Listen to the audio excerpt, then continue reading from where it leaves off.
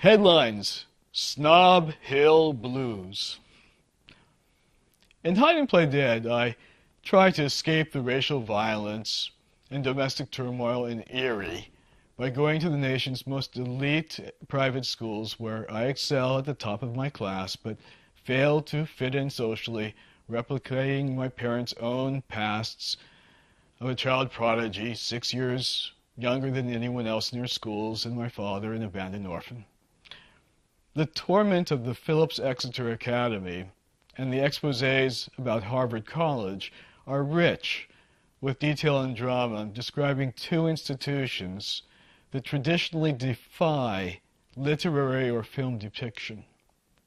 Elitist schools tend to perpetuate racist traditions at a deep, although subtle level to prevent entry of the black intelligentsia into the white aristocracy.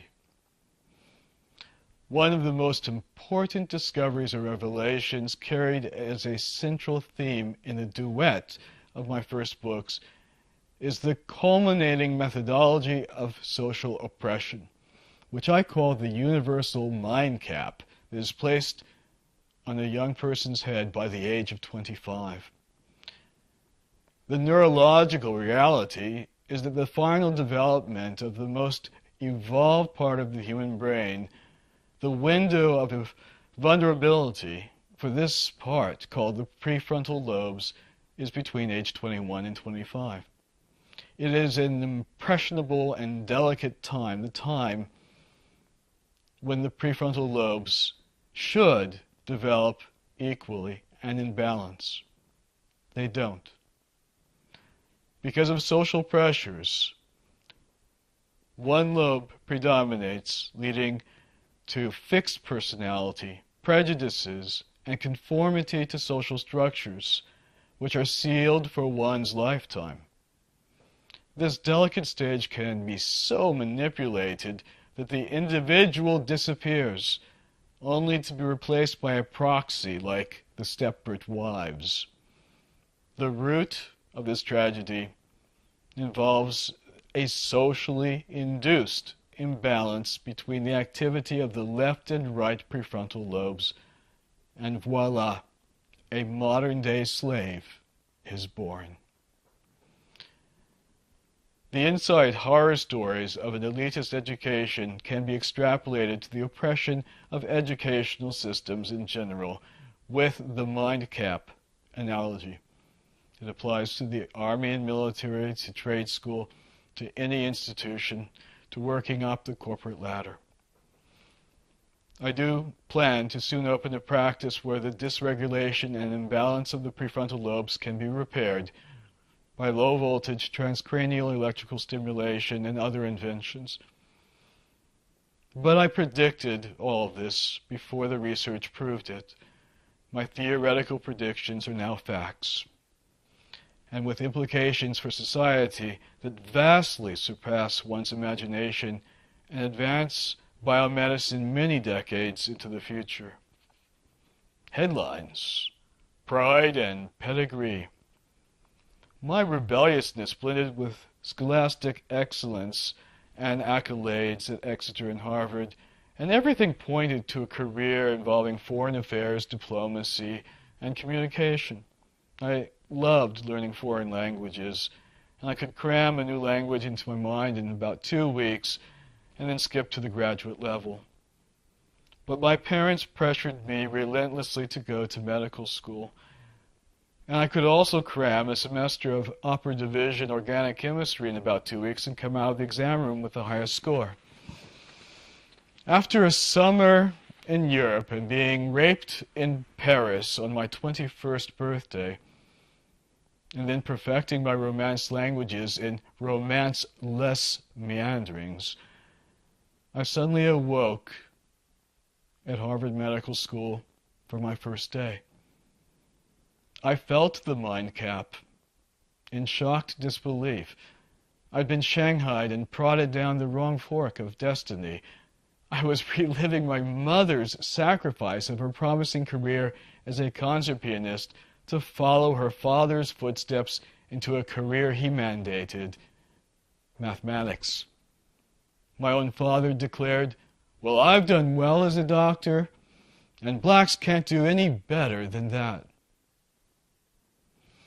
But what I learned about medicine at the nation's premier medical school and during my years as a doctor gave me an insider's knowledge of a historical phenomenon, a rapidly mutating institution whose arrogance led to unrevealed ripples of revolution, and then to the final collapse of the entire field of human caring under corporate conquest.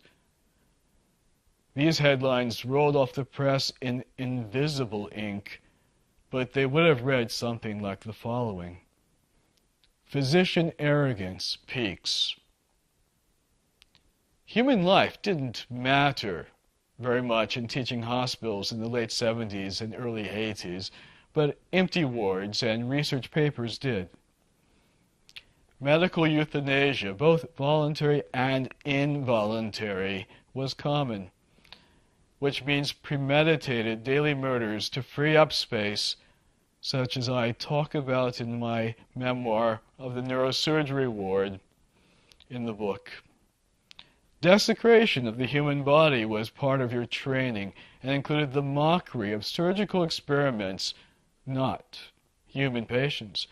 People who were dubbed with names like the world's first donut man or the pretzel man. I quote from the book, "Its surgical grand rounds at the Robert Bent Brigham Hospital, the premier surgical teaching hospital in the nation and perhaps the world, in 1978. An entourage of about 20 or more residents, interns, and myself, a mere medical student, escort and squeeze in upon each other to get as close as possible to the Grand Chief of Thoracic Surgery.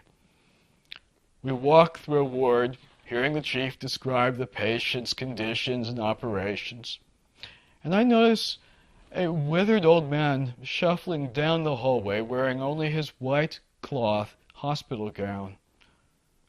The master surgeon spots him with glee and announces a first ever surgery that he's just done on the patient, who he refers to not by name but by the novel operation for his lung cancer. And here is the world's first donut man.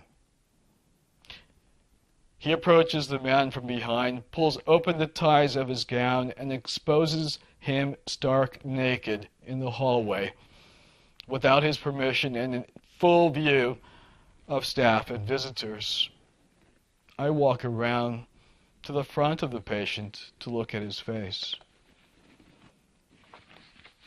The surgeon says, "I have succeeded in removing lung, tissue, and bone to produce the first donut man in history." He puts his hand through a cannonball-sized hole in the patient's chest and wiggles his fingers on the other side.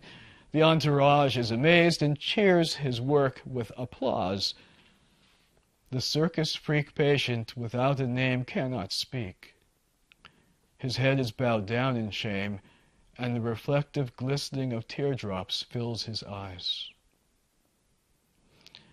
I witnessed innumerable, unnecessary and preventable hospital deaths that went unrecorded.